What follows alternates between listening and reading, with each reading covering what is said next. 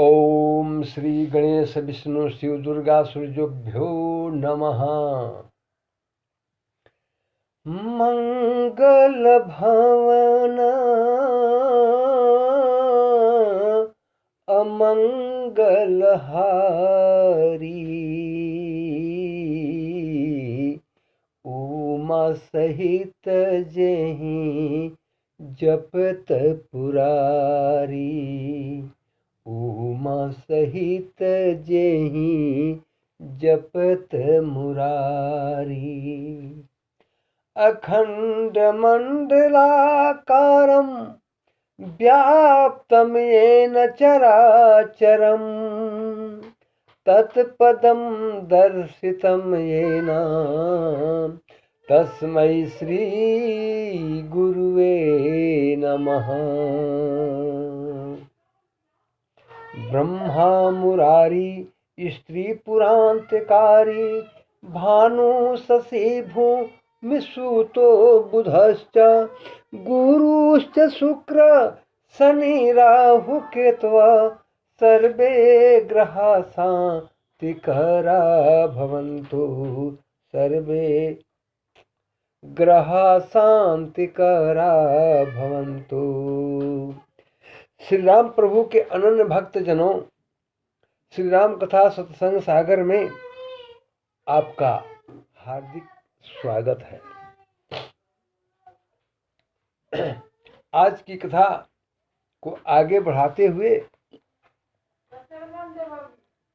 गोस्वामी तुलसीदास जी कहते हैं, राम भगति भूषित जिय जानी, असुनिहि सुजन सराहि सुबानी, कभी न हो नहीं बचन प्रवीणु, सकल कला सब विद्याहीनु।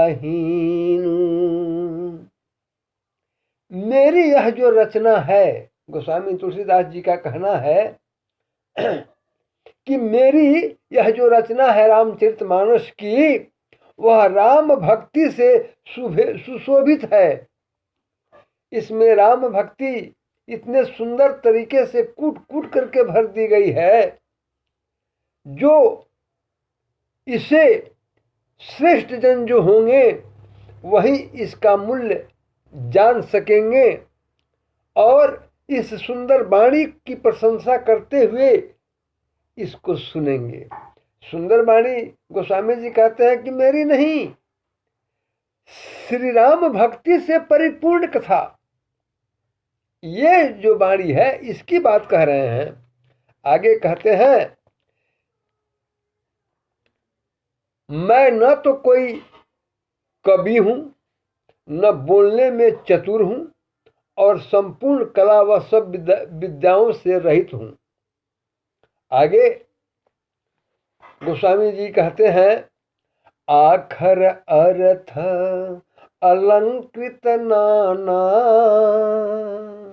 अछंद प्रबंध अनेक विधाना, भाव भेद रस भेद अपारा, कवित दोष गुण विविध प्रकारा, कवित विवेक एक नहीं मोरे, असत्य कहूँ लिखी कागद कोरे। अर्थात इसमें जो शब्दों के अर्थ हैं, जो अलंकार हैं, जो छंद रचना के विधान हैं, भावों और रसों के भेद तथा कविता के दोष गुण अनेक प्रकार के हैं, किंतु इसमें से काव्य संबंधी एक भी बात का ज्ञान मुझे नहीं है।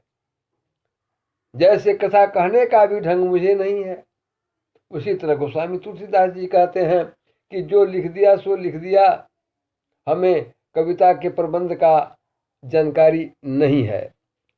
किंतु इसमें काव्य संबंधी जो भी विधान होता है, जो तरीके होते हैं, जो कायदे होते हैं, वह उससे मैं अनभिज्ञ हूं। यह मेरी सत्यवाणी है, यह मैं सत्य कहता हूं। आगे कहा, अब भनिति मोर सब गुण रहित, विश्व विदित गुण एक, असो विचारी सुनिहि सुमति, जिनके विमल विवेक। मेरी कविता सब गुणों से रहित है, अर्थात कविता के जो गुण होते हैं वो गुण इसमें नहीं है, क्योंकि मुझे खुद मालूम नहीं है कि इसका गुण कैसे होना चाहिए। इसमें केवल एक गुण है जो संसार में प्रसिद्ध है, वह है राम का गुणगान करना। यही वो गुण है।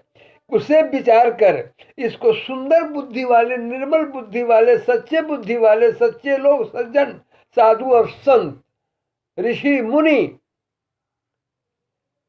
ही सुनेंगे, जिनके हृदय निर्मल है, स्वच्छ है, कोरा कागज के जैसे।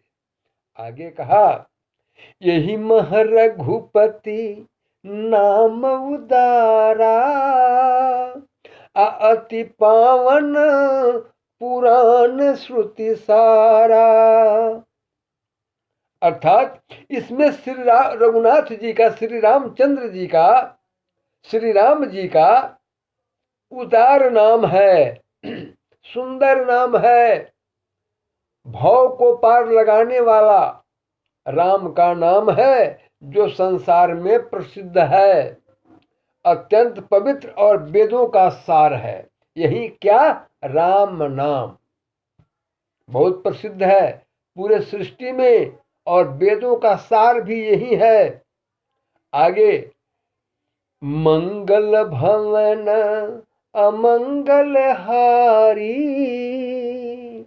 उमा सहित जही जपत पुरारी। अर्थात ये नाम यानी राम का नाम मंगल करने वाला है, अमंगल को मिटाने वाला है, दुख दरिद्र समाप्त करने वाला है, जिसे अर्थात इसी राम नाम को भवानी के साथ भोलेनाथ निरंतर जाप करते रहते हैं। आगे मैं एक बात और बता दूं, राम शब्द की जो उत्पत्ति हुई है, रा और म, अर्थात यह दो बीज मंत्रों से इस शब्द की उत्पत्ति हुई। रा का अर्थ है यह अग्नि बीज है, यह अग्नि बीज से आया है रा। इसका काम हमारे आपके जितने भी चेतन जीव हैं उसमें दोबारा प्राण डालना है, सामर्थ्यवान शक्तिशाली प्राण डालना है। रा का अर्थ यह अग्नि बीज है, जान लीजिए आप सभी। और म का यह अमृत बीज से आया है।